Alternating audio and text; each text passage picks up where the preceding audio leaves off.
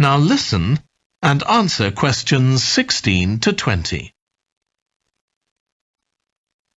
Now, if you can take a look at your plans, you'll see Branley Castle has 4 towers joined together by a high wall, with the river on 2 sides.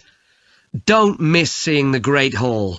That's near the river in the main tower, the biggest one, which was extended and redesigned in the 18th century. If you want to get a good view of the whole castle, you can walk around the walls. The starting point's quite near the main entrance. Walk straight down the path until you get to the south gate, and it's just there. Don't go on to the north gate. There's no way up from there. There'll shortly be a show in which you can see archers displaying their skill with a bow and arrow.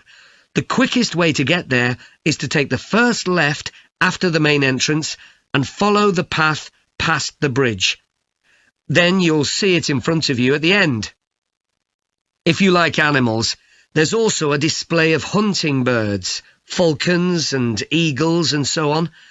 If you go from the main entrance in the direction of the south gate, but turn right before you get there instead of going through it, you'll see it on your right, past the first tower.